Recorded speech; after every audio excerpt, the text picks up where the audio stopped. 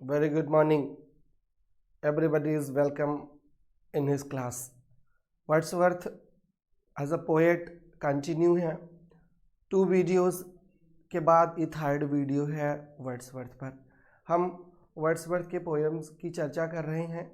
Wordsworth के life की, उनके बायोग्राफी की चर्चा पिछले वीडियो में हो चुकी है और जस्ट इमीडिएट पीछे जो वीडियो आपको मिली थी वो वीडियो थी लिरिकल बैलेट्स और लिरिकल बैलेट्स की पब्लिकेशंस, कितने पब्लिकेशंस हुए और लिरिकल बैलेट की पोएम्स. आज हम वर्ड्सवर्थ का जो मैग्नम ओपस है, सबसे important work in the life of William Wordsworth जिसे कहते हैं, आज उसकी बात करने चल रहे हैं और वो पोएम है द प्रिल्यूड. द प्रिल्यूड बहुत इंपॉर्टेंट पोएम है, वेरी वेरी इंपॉर्टेंट, और कई क्वेश्चंस बनते हैं इस प्रिल्यूड से. सारे क्वेश्चंस ध्यान से सुनिएगा. पहला तो क्वेश्चन इसी पर कि प्रिल्यूड की सबटाइटल क्या है. प्रिल्यूड की सबटाइटल है the growth of poet's mind. The prelude और the growth of poet's mind.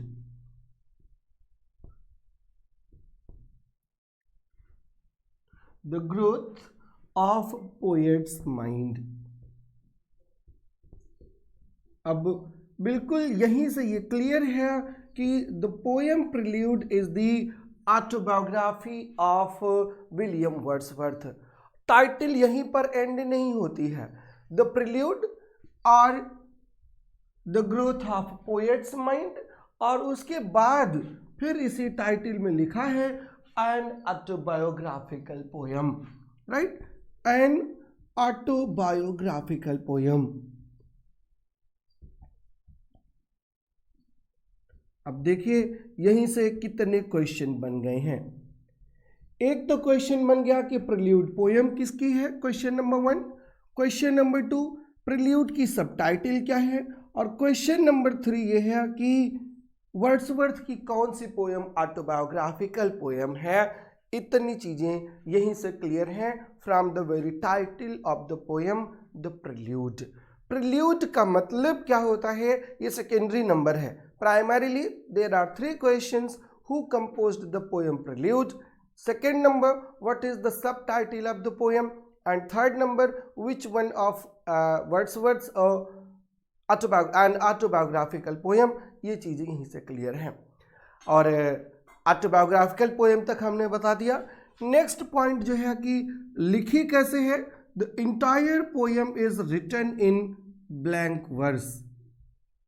Blank verse के बारे में आपको बता चुका हूँ. आयम्बिक पेंटामीटर की अनराइमिंग लाइंस को ब्लैंक वर्स कहा जाता है. आयम्बिक पेंटामीटर अनराइमिंग लाइंस को ब्लैंक वर्स कहा जाता है. And the poem entire poem is composed in blank verse, right? अब हिस्ट्री की थोड़ी सी बात करें तो actually Wordsworth wanted to write an epical poem under the title The Recluse. Wordsworth एक बहुत लॉन्ग पोएम लिखना चाहते थे, रेक्लूज, और उस रेक्लूज के 3 पार्ट्स होने थे, और उस 3 पार्ट का जो पहला पार्ट था वो था प्रिल्यूड. प्रिल्यूड का मतलब ही होता है प्रीफेस. प्रिल्यूड का मतलब होता है इंट्रोडक्शन, राइट? तो द प्रिल्यूड जो है it was intended as an introduction to the more philosophical poem the Recluse. Recluse का इसको इंट्रोडक्शन बनना था, इस उद्देश्य से इस पर काम किया गया था. But Wordsworth never finished the recluse. कभी उसको फिनिश कर ही नहीं पाए. Wordsworth never finished the prelude is an extremely personal work. इसलिए ये ऑटोबायोग्राफिकल है, पर्सनल वर्क है, और बताता क्या है, and reveals many details of Wordsworth's life as a student, as a poet, right? उनके लाइफ को ही हिस्ट्री है, उसी को ऑटोबायोग्राफी कहा जाता है, और प्रिल्यूड वही है. अगला क्वेश्चन ये है कि when did Wordsworth start write the poem. कब उन्होंने पोएम को लिखना शुरू किया था. When did Wordsworth start to write the poem? तो इसका क्वेश्चन ये है कि he started writing the poem in his late 30s। जब वो लगभग 28 साल के थे तब उन्होंने द प्रिल्यूड पर काम करना शुरू किया। और 28 साल के थे कब? आपको पता है Wordsworth was born in 1770 and in 1798 he was 28 years old, or at the age of 28 या in 1719 he started working on the poem। कब शुरू किया वर्किंग इस पोएम पर? 1798 में। and he kept on working on this chapter, he kept on working on this poem throughout his life। पूरी life काम करते रहे 1850 तक, मतलब उनके डेथ तक इस पर काम चलता रहा। और इसका मतलब ये है कि he kept on working for 52 years on this single poem। 52 साल तक काम करते रहे। and the poem published posthumously, उनके डेथ के बाद पोएम पब्लिश हुई थी। उनकी जो वाइफ थी मैरी हचिनसन ने उसको पब्लिश कराया था उनके डेथ के बाद 1850 में। तो अगर क्वेश्चन आ जाए पेपर में कि व्हेन वाज प्रिल्यूड पब्लिश्ड, तो उसका आप आंसर करेंगे the prelude was published in 1850 में। और who got the poem published, किसने पब्लिश करवाया था?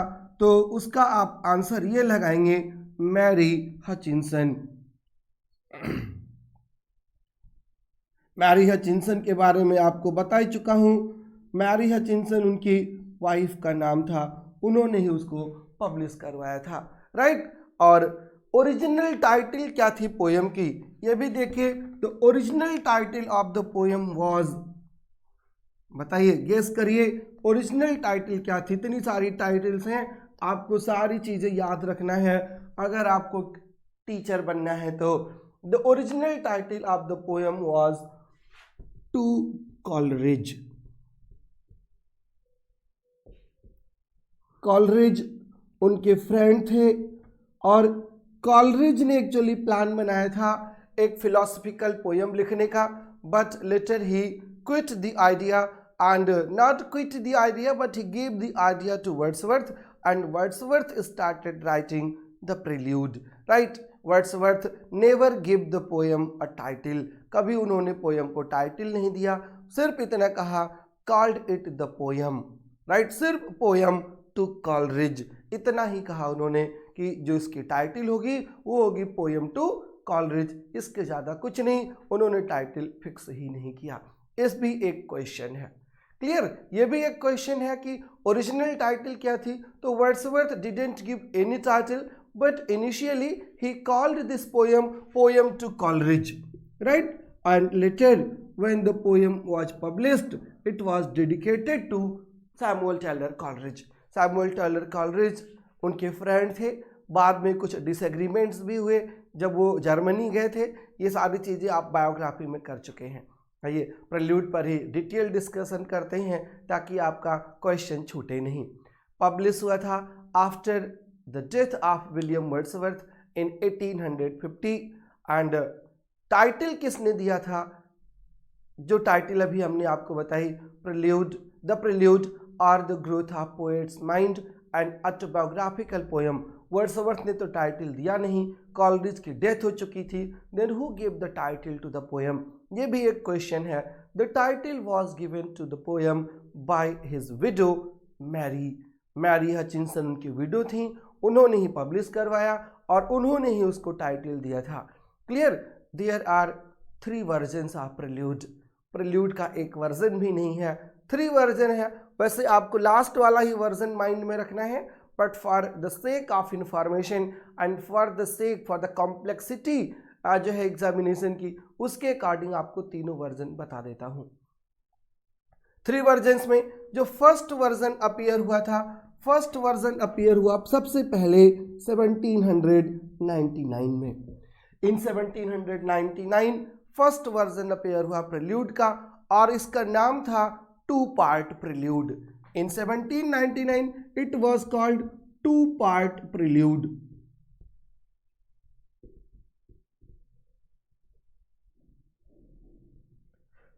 1799 टू पार्ट प्रिल्यूड में छपा। इसका मतलब कि there were only 2 books in the Prelude, right. और कंपोज कब किया था? 1798 से 1799 के बीच में, तभी ये पब्लिश हो गई थी। Containing the first 2 parts of the later poem. This is much shorter. Original कितना है? जो लास्ट वॉल्यूम आया था, लास्ट एडिशन आया 1850 में, then there are total 14 books, total 14 हैं, but in the beginning it had merely 2 books, right. और 2 books थी, तो बिल्कुल it was a draft version, बिल्कुल ये ड्राफ्ट था, बिल्कुल मेच्योरिटी पर नहीं था। और you could say it was merely an embryo, right, of the poem that Wordsworth was to develop over the next 50 years of his life, right। वहाँ तक जो है काम करना था अगले 50 साल तक। तो this was merely a seed, right, एक seed ही था। और seed जो है it started to germinate in 1798 and in 1799 the first version of the poem published under the title The Two-Part Prelude, right। और उसके बाद नेक्स्ट एडिशन आता है 1805 में। द सेकेंड एडिशन इन 1805 इस प्रिल्यूड में which was found and printed bye a writer in a printer इन 1926, जिसको second prelude कहते हैं। सेकेंड वर्जन जो था ये 1926 में, मतलब वर्ड्सवर्थ की डेथ से भी जो है 76 years later the poem was published by Ernest de Selincourt. किसने? Ernest de Selincourt, ERNEST, Ernest de Selincourt. इन्होंने 1926 में इसको पब्लिश किया था, राइट, 1926 में पब्लिश किया था। 1805 में ये जो है कंप्लीट हो गया था।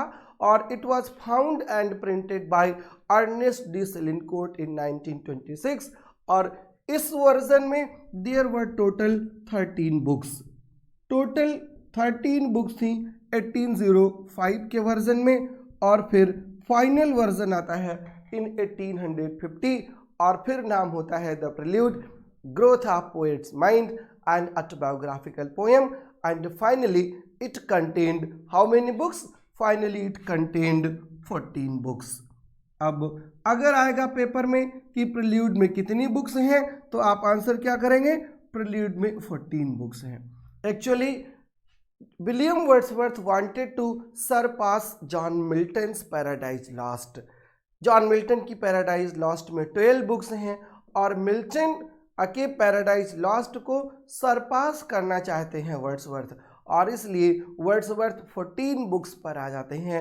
प्रिल्यूड में टोटल 14 बुक्स होती हैं। Wordsworth initially planned to write this work together with Samuel Taylor Coleridge, their joint intent being to surpass John Milton's Paradise Lost, but Coleridge didn't have as much patience as Mr. Wordsworth had, so almost poem जो है Coleridge ने अपनी unfinished ही quit कर दी है, छोड़ दी है। Wordsworth का साथ तो उन्होंने नहीं दिया इस पोएम में, बट वर्ड्सवर्थ जो है अकेले ही मेहनत करते रहे, थ्रू आउट लाइफ उसको रिवाइज करते रहे। In his introduction to the version of 1850, William Wordsworth explains that the original idea inspired by his dear friend Coleridge, Coleridge ने ही उसको इंस्पायर किया था, हमने आपको बताया, और इसीलिए उसका ओरिजिनल नेम यही था पोएम टू कॉलरिज, राइट। और ऐसा था क्या? ओरिजिनल आइडिया थी कि कॉलरिज की कि to compose a philosophical poem containing views of man, nature and society, views of man, nature and society, और उसको टाइटल देना था and to be entitled the Recluse, as having for its principal subject the sensations and opinions of poet living in retirement. पूरी romantic poetry ही retirement की बात करती है, पीस की बात करती है, ट्रंक्विलिटी की बात करती है। एक ऐसे आदमी को जो है कैरिकेचर करना था, उसका ऐसा करेक्टर बनाना था, एक ऐसा पोएट क्रिएट करना था जो रिटायरमेंट में रहे और उसका मैन, नेचर और सोसाइटी से रिलेशन शो करना था। राइट। और फिर से एक पॉइंट उसी को रिपीट करता हूं कि the prelude was intended as a prelude, as a preface और as an introduction to the recluse, the great philosophical poem that Wordsworth, encouraged by Coleridge, dreamt of writing but never completed.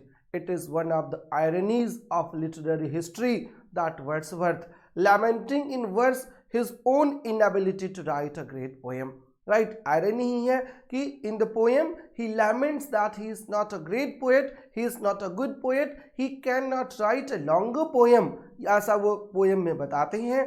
और result ये है कि he wrote a longer poem, right, लंबी poem लिख भी दी और ये भी बताते रहे कि he is unable to write a longer poem. He didn't realise that in doing so he was in fact writing one of the greatest poems, right. ये आयरनी होती है, पता ही नहीं था कि इतना बड़ी पोएम लिख रहे हैं और कहते रहे कि I am not capable of writing longer poem like Milton, but he did, लिख भी दिया उन्होंने। इट द पोएम की फिर प्रिल्यूड की अगर टेक्स्ट की बात करें तो it traces the history of William Wordsworth's life from his earliest childhood to the point at which he began writing the poem at the age of about 30। कब से कब तक की स्टोरी है, उनके चाइल्डहुड से लेकर के और उनके 28 तक की एज की, जब उन्होंने पोएम लिखना शुरू किया, राइट। एंड क्या क्या है इसके अंदर, it records his flaws, his errors, his fears, his loves and his ambitions, right. यही बायोग्राफी होती है जो हर एस्पेक्ट्स ऑफ लाइफ को कवर करती है and the poem covers everything, right, his fears, his vows, his love for nature, his ambition, everything is clearly expressed in the prelude, right. Wordsworth pays tribute to Coleridge in his introduction to the edition of 1850 और इसीलिए कहा आपको कि poem उन्हीं को dedicate भी है। Milton की बात की हमने कि मिल्टन को सरपास करना चाहते थे, तो पोएम में वो मिल्टन का एक रेफरेंस भी देते हैं। Milton is mentioned by name in the very first book of the prelude, और वो लाइन नंबर 181 है, where he mentions Milton rewrote God's, Milton ने क्या काम किया था, Milton had rewritten the God's creation and the fall of man in Paradise Lost. और Milton declared in his first book of Paradise Lost कि उनका target क्या है, क्या करना चाहते हैं, क्या बताना चाहते हैं, he wanted to justify the ways of God to man. और उसी को का जो है कॉन्टेक्स्ट में रख करके वर्ड्सवर्थ भी चूज करते हैं। Wordsworth chooses his own mind and imagination as the subject worthy of epic, right. एक तो वो मिथिकल सब्जेक्ट उठाते हैं मिल्टन, बट जो वर्ड्सवर्थ हैं he didn't pick up a mythical subject but he took his own life for his epic and he wrote the prelude in 14 books. तो the prelude is an epic poem as well, इसको भी आप एक point याद रखे रहिएगा। Clear. Prelude में 14 books हैं और 14 बुक्स के नेम्स क्या हैं वो कहिए तो बताएं, या कहिए तो पीडीएफ आपको दे ही दी जाएगी, आप उस पीडीएफ में देख लीजिएगा। एक बार सरसरी तौर पर आपको नाम पढ़ देता हूँ। पहली बुक जो है प्रिल्यूड की, उसका नाम है इंट्रोडक्शन, और इंट्रोडक्शन कहाँ है, कहाँ से कहाँ तक है, from childhood and school time. The book 1 is introduction, childhood and school time. Second book है school time continued. Third book है रेजिडेंस एट कैम्ब्रिज, जब उन्होंने कैम्ब्रिज ज्वाइन किया 1787 में, वो थर्ड बुक है। फिर समर वेकेशन है नेक्स्ट बुक। अगली बुक का नाम है उनके बुक्स। नेक्स्ट है Cambridge and the Alps when he went to the tour Alps with his friend, वो भी आपको बायोग्राफी में बताया है। नेक्स्ट बुक वो है कैम्ब्रिज एंड द आल्प्स। फिर ही केम बैक टू लंदन, तो नेक्स्ट बुक जो है वो है रेजिडेंस इन लंदन। और उसके बाद रिट्रोस्पेक्ट, रिट्रोस्पेक्शन में love of nature leading to the love of man, ये एक बुक का नाम है जो मैं आपको बता रहा हूँ। Retrospect, love of nature, leading जो है leading to love of man. और उसके बाद पोएम है जब वो फ्रांस जाते हैं, रेजिडेंस इन फ्रांस, और फिर residence in France continued, residence in France continued. मतलब 3 बुक्स हैं रेजिडेंस इन फ्रांस का। Number 1 residence in France, number 2 residence in France continued, number 3 residence in France continued. फिर है imagination and taste, how impaired and restored, imagination and taste, how impaired and restored, और फिर है penultimate imagination and taste, how impaired and restored, उसी का continuation, और फिर है कंक्लूजन। तो these are the 14 books of the Prelude, right. ये इंपॉर्टेंट पॉइंट्स हैं प्रिल्यूड के जो हमने आपको बता दिए, और आई होप कि इससे बाहर क्वेश्चन पेपर में नहीं आएगा, बट आप इस वीडियो को 2, 3, 4 टाइम्स वॉच करिएगा और पॉइंट्स नोट करके रखिएगा, एंड वही पॉइंट्स आपको डूम्स डे पर काम आएंगे। क्लियर। तो इतनी पोयम जो है हमने प्रिल्यूड की चर्चा कर ली। अब आते हैं नेक्स्ट पोयम पर। एक पोयम ऐसी भी है जिस पर वर्ड्सवर्थ ने बुक्स पर सटायर किया है और कहा है कि books are not sufficient. Books are not sufficient किस बात में? To provide you knowledge but nature is. और उस पोयम का नाम है टेबल्स टर्न्ड। मतलब हम टेबल पर बैठ करके पढ़ते हैं, और टेबल्स टर्न में हम टेबल पर बैठ करके पढ़ेंगे नहीं, बुक्स को फेंकने की बात करता है वर्ड्सवर्थ। और ये भी बहुत इंपॉर्टेंट पोएम है, इससे तो लाइंस भी आ जाती हैं। टेबल्स टर्न है क्या एक्चुअली? है it is a lyric poem, और लिरिक पोएम के साथ साथ it was published in the lyrical ballad. Lyrical ballads कब आया था? आपको बिल्कुल याद है कि lyrical ballad was published in 1798, और उस वर्ड्सवर्थ की जो 19 पोएम्स थी लिरिकल बैलेड्स में, उसी में एक पोएम टेबल्स टर्न्ड भी है। A lyric poem written by Wordsworth in alternative iambic trimeter and iambic tetrameter. ये उसकी राइटिंग स्टाइल है। आयम्बिक ट्राइमीटर, आपको बता चुका हूं, ट्राइमीटर का मतलब भी आपको पता है। एक लाइन आयम्बिक ट्राइमीटर की है और दूसरी लाइन जो है आयम्बिक टेट्रामीटर की है।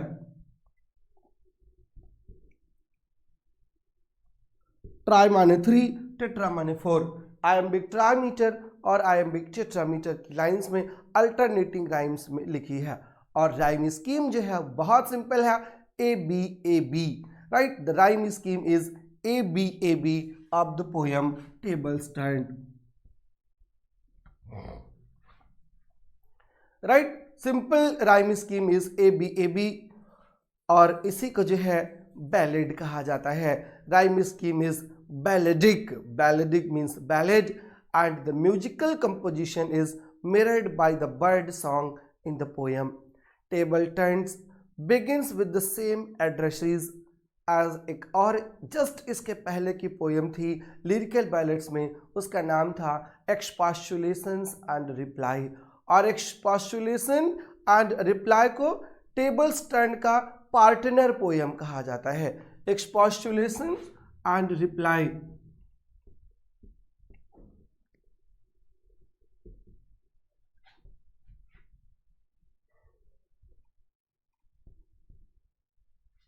and table turns are called partner poems.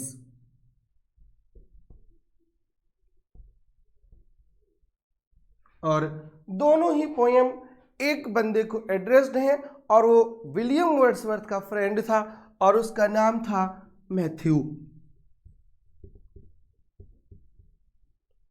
The poems tables turn and expostulation and reply are addressed to Wordsworth's friend Matthew. ये भी बहुत इंपॉर्टेंट क्वेश्चन है, देखे रहिएगा। The speaker asks his friend to quit his books and give up the dullness and the grief that is inspired by our middling intellect. हमारे intellect की वजह से, हमारे रेशनैलिटी की वजह से मेलंकली है, पेसिमिज्म है और सारी प्रॉब्लम है, तो कहता है कि उसको पूरी तरीके से छोड़ दीजिए, पढ़ाई ही छोड़ दीजिए, रेशनैलिटी छोड़ दीजिए। वो उसको बोलता है, सलाह देता है to quit his books and give up the dullness and the grief that is inspired by our middling intellect.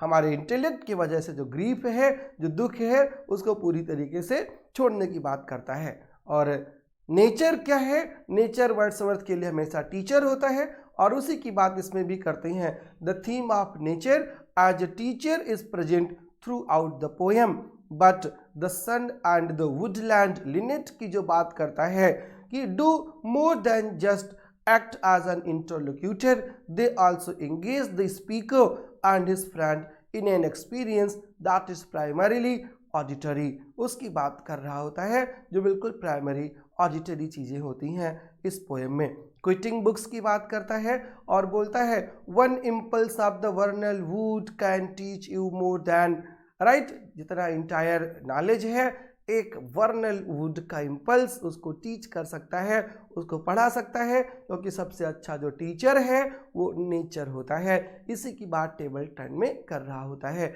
आप एक बार पोएम पढ़िएगा, उससे पेपर में लाइंस भी कभी कभी पूछ लिया जाता है, खासकर नेट और पीजीटी के एग्जामिनेशन में. तो एक बार ध्यान से उसको देखिएगा और मैं आपको पीडीएफ फॉर्मेट में पोएम अवेलेबल भी करवा दूंगा, राइट. अब छोटे छोटे पोएम्स हैं जिनके बारे में थोड़ा थोड़ा जानना है, तो थोड़े थोड़े को आगे बढ़ते हैं. टेबल 10 के बाद अगली पोएम जिसकी हम बात करने चल रहे हैं उसका नाम है Resolution and independence.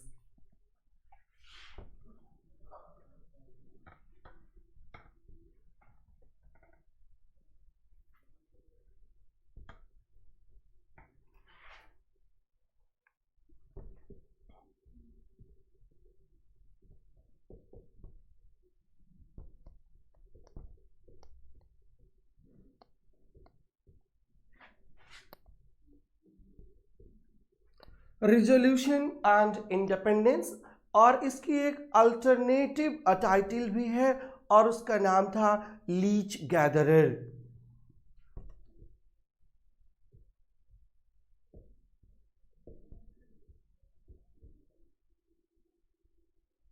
Once in KVS examination, the question was asked, in which poem Wordsworth talks about a leech gatherer. किस पोएम में वर्ड्सवर्थ लीच गैदरर की बात करते हैं? And then the answer was Resolution and Independence. Resolution and Independence, like the table 10, is also a lyric poem. ये भी lyric poem है और the poem was composed, this poem was composed in 1802, composed in 1802.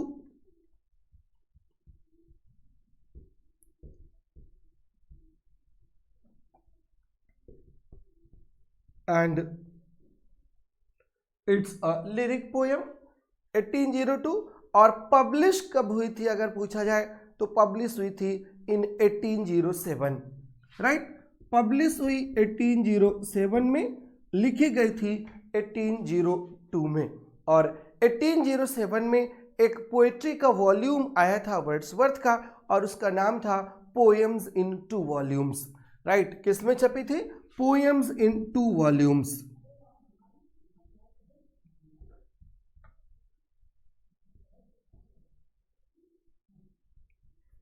This was the name of the collection of the poem, right. Poems in 2 volumes 1807 में, और इसी में poem छपी थी द लीच गैदरर और resolution and independence. और the poem contains 20 stanzas written in modified rhyme royal. पूरे poem में there are 20 stanzas, 20 stanzas, और लिखी किसमें है? Rhyme royal. राइम रॉयल क्या होता है? Rhyme royal is stanza of 7 lines. 7 line का जो स्टेंजा होता है उसको राइम रॉयल कहा जाता है. 7 लाइन स्टेंजा फॉर्म. और ऐसे टोटल कितने स्टेंजास हैं? 20. तो टोटल लाइंस कितनी हो गई इसमें? आप काउंट कर लीजिएगा. 20 into 7 लाइंस हैं, right. And the poem describes Wordsworth's meeting, Wordsworth's encounter with a leech gatherer near his home in Lake District of England. One day, William Wordsworth came across a leech gatherer. उससे मुलाकात हो जाती है और poem उसी मुलाकात की बात करती है, उसी लीच गैदरर के बारे में, राइट. और थोड़ा सा समरी पर भी अगर हम जाएं, लीच गैदरर के ज़्यादा तो समरी नहीं बताएंगे बट एक ओवरव्यू जरूर बता देते हैं. ओवरव्यू में stanza 1 to 3, stanza number 1 2/3 of the poem describes the poet's joy, poet's happiness while taking a morning walk after a night of rain. रात में बारिश हुई है और सुबह पोएट मॉर्निंग वॉक पर जाता है और पहले से लेकर के और तीसरा तक ये जो 3 स्टेंजा है उसके उस जॉय को, उस हैप्पीनेस को, उसके वॉकिंग को डिस्क्राइब करता है। और नेक्स्ट स्टेंजा में from stanza number 4 to stanza number 7 the poet is suddenly beset by anxious thoughts and fears about his own future। Stanza number 4, 5, 6 and 7 में poet expresses his own anxiety, his own fear as well as all जो है future of all poets, right? तो अगर ये question भी अगर आ जाए कि in which poem Wordsworth talks about, Wordsworth feels anxious about all poets, तो उसका भी आंसर है रिजोल्यूशन एंड इंडिपेंडेंस और लीच गैदरर, राइट? कहता है कि we poets in our youth begin in gladness but thereof come in the end despondency and madness. क्या शानदार लाइन कही है।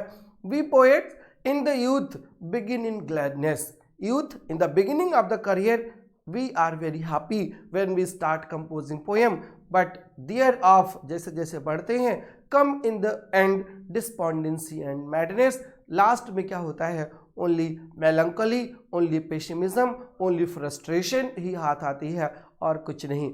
we poets are youth in gladness but thereof come in the end despondency and madness. बहुत important line है जो Wordsworth बताता है poet के बारे में अपने poem independence, Resolution and Independence में। नेक्स्ट स्टेंजा नंबर 7 में वर्ड्सवर्थ पोएट के पास्ट की बात करता है। In stanza number 7 Wordsworth recounts past poets who died at a young age. ये भी बहुत इंपॉर्टेंट पोएम है एक और पॉइंट ऑफ व्यू से, खासकर जब आप हायर लेवल की तैयारी कर रहे होते हो, नेट की या पीजीटी की आप तैयारी कर रहे होते हो। एक पोएट था, बहुत यंग एज में उसकी डेथ हो गई थी, उसका नाम था टॉमस चैटरटन, और Thomas Chatterton died at the young age of 16, right? बहुत कम एज पर उसकी डेथ हो गई थी। और all the romantic poets Wordsworth, Coleridge, शैली, कीट्स सब बात करते हैं उस टॉमस चैटरटन की, राइट? टॉमस चैटरटन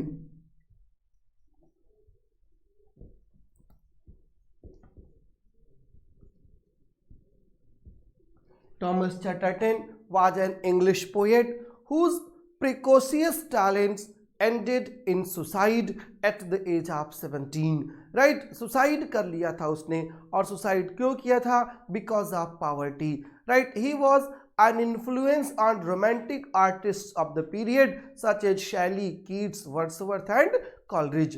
और वर्ड्सवर्थ उसके बारे में भी इसी पोएम में बात करते हैं। नेट में एक बार क्वेश्चन आ चुका है कि किस पोएम में वर्ड्सवर्थ बात करते हैं टॉमस चैटरटन की, तो वो पोएम जो है रिजोल्यूशन एंड इंडिपेंडेंस। देखिए कितने पॉइंट्स यहाँ पर इंपॉर्टेंट हैं रिजोल्यूशन एंड इंडिपेंडेंस के। सब टाइटल क्या है, लीच गैदर जो है क्या है, पब्लिश कब हुआ था, लिखा कब गया था, और स्टेंजा स्ट्रक्चर क्या है, किस फॉर्मेट में लिखी है, टोटल कितने स्टेंजाज हैं, और बेसिकली बात करते हैं पोएट के लाइफ की, राइट? पोएट्स के हिस्ट्री की बात करता है कि पोएट शुरू में कैसे ग्लैड होता है और एंडिंग में कैसे डिस्पोंडेंट हो जाता है, कैसे वो मैड हो जाता है, और फिर बात करता है अपने बुक नंबर 7 में उस पोएट की, उस टॉमस चैटरटन की who had a great influence on almost all the romantic poets, right? 18th century का पोएट था Thomas Chatterton who committed suicide at the age of 17 after duping many in the literary world with his medieval forgeries. In line number 45 जो है poem की, Wordsworth writes of him who walked in glory and in joy following his plough along the mountain side, a reference to Robert Burns who died at the age of 37, right? तो Thomas Chatterton के अलावा इसी book में दूसरे एक writer की बात करता है, दूसरे पोएट की भी बात करता है, और उसका नाम है रॉबर्ट बर्न्स। और रॉबर्ट बर्न्स के बारे में आपको पता है, रॉबर्ट बर्न्स को प्लूमैन्स पोएट भी कहा जाता है।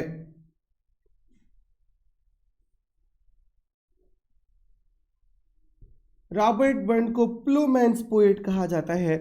और इन दोनों की बात करता है विलियम वर्ड्सवर्थ अपने रेजोल्यूशन एंड इंडिपेंडेंस के 7th स्टैंजा में, राइट। तो इसकी एक की एज 17 साल पर होती है और एक की एज 37 साल पर होती है। तो जो इमेच्योर पोएट्स हैं, इमेच्योर पोएट जिनकी डेथ हो गई है विदाउट रीचिंग द जो है maturity of the age, right, उनकी बात वर्ड्सवर्थ करता है रेजोल्यूशन एंड इंडिपेंडेंस में, राइट। उसके बाद the poem concludes in stanza number 8 to stanza number 20 with Wordsworth meeting an old poor leech gatherer, right। stanza number 8 में Wordsworth encounters a poor leech gatherer who endures the hardships of his life with patience and acceptance.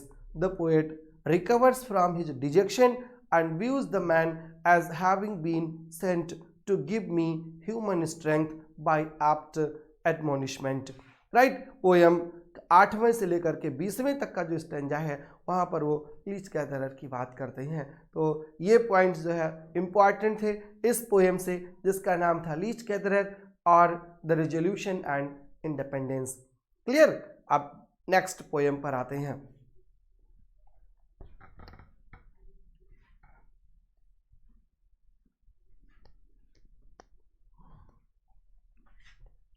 Next poem जो है ये भी बहुत important poem है और ये है वर्ड्सवर्थ का ओड। ओड पूरी टाइटल इसकी थी ode intimations of immortality from recollections of early childhood. Intimations of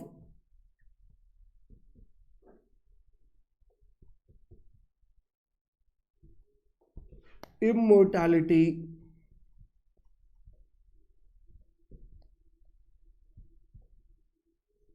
from recollections of early childhood।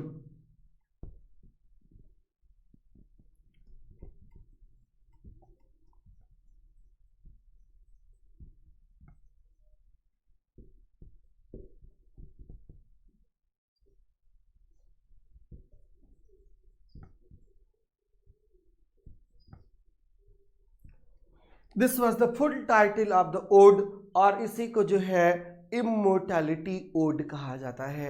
Immortality odd इसी को कहा जाता है या इसी को ग्रेट ओड कहा जाता है, popularly known as immortality odd.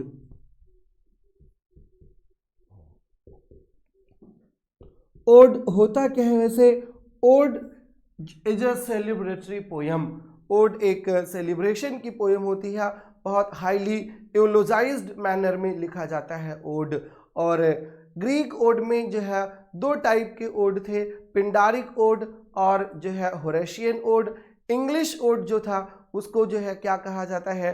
Irregular ode. Regular ode और इर्रेगुलर ओड है और उसी में एक ओड वर्ड्सवर्थ का है इमोर्टैलिटी ओड, और एक पोएम है जिसको वर्ड्सवर्थ ने दो पार्ट में लिखा था, राइट, दो अलग अलग पार्ट में लिखा था, right. William Wordsworth completed in 1804 and published it into 1807 और ये वही पोएम्स इन 2 वॉल्यूम्स में ये भी छपी थी जिसमें रिजोल्यूशन एंड इंडिपेंडेंस छपा था, राइट। उसी कलेक्शन में ये भी पोएम थी, ये भी ओड था, right. The poem was completed in 2 parts, 2 parts में कंप्लीट हुई थी जो है 1802 और 1804 में, राइट। द फर्स्ट 4 स्टैंजा जो थे वो लिखे गए थे 1802 में, right. The first 4 stanzas written among a series of जो है पोएम्स 1802 में 4 स्टैंजाज।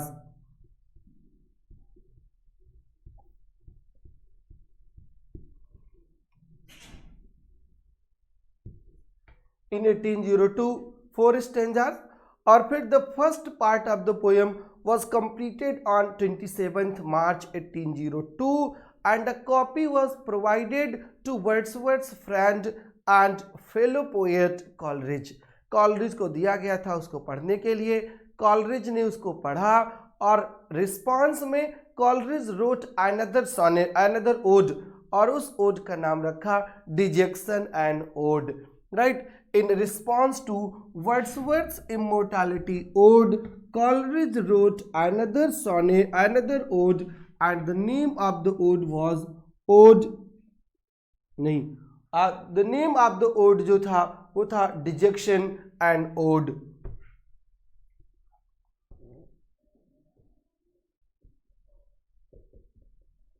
Dejection and Ode, ये कॉलरिज की पोएम है। वर्ड्सवर्थ से बिल्कुल कंफ्यूज नहीं होइएगा।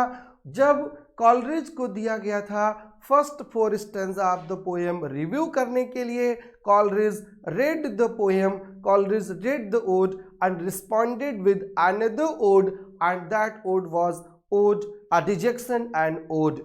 इन अच्छा मार्च में लिखे थे, अप्रैल में उनको दे दिए थे।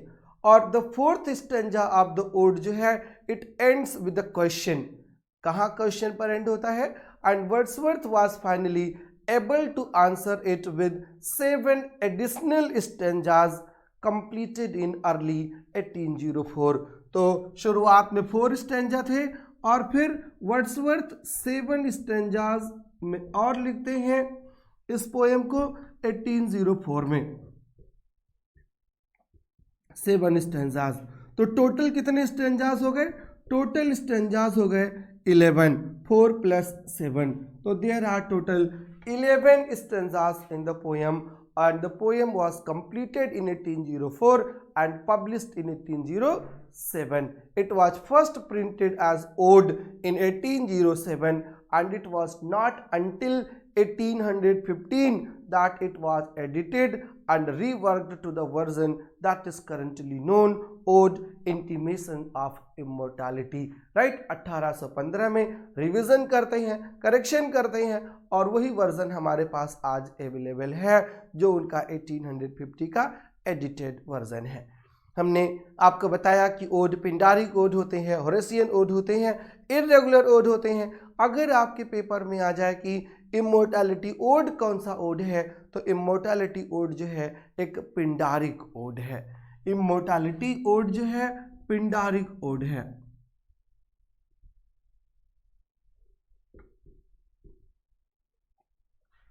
पिंडारिक ओड ग्रीक पोएट पिंडार ने शुरू किया था और ये एक पैटर्न पर सेट होता है जिसमें 3 स्टैंजा स्ट्रक्चर होता है, राइट। उसी पर ये बिल्कुल सेट है, आज जो है पोएम सेट है।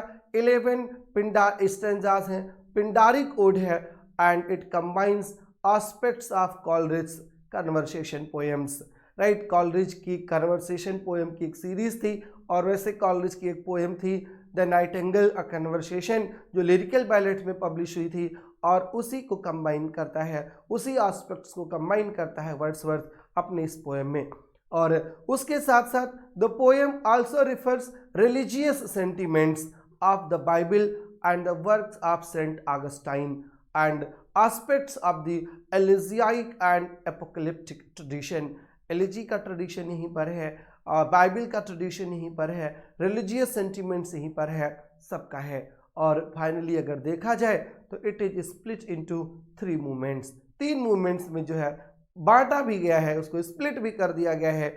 द फर्स्ट 4 स्टैंजा जो हैं द डिस्कस डेथ, जो पहला उन्होंने लिखा है 4 स्टैंजाज वो डेथ की बात करते हैं, डेथ का डिस्कशन, यहाँ पर पेसिमिज्म का डिस्कशन वर्ड्सवर्थ करता है in the first 4 stanzas of the poem, right. Death को डिस्कस करते हैं और डेथ को ही नहीं, the loss of youth, the loss of innocence की भी बात यहीं पर करता है।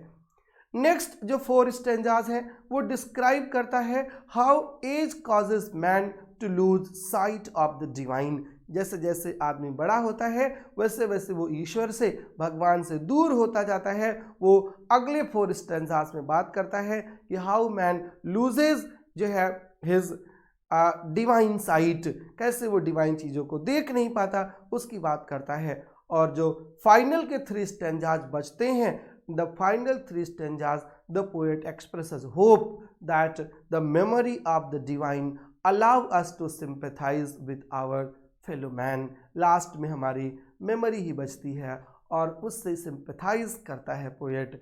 ये 3 जो है डिवीजन है। In the first 4 he talks about death, loss of जो है चाइल्डहुड और loss of innocence. In the next 4 he talks about the loss of divine site, और इन द लास्ट 3 जो है it is a bit optimist. और उस optimism में जो है किसकी बात करता है?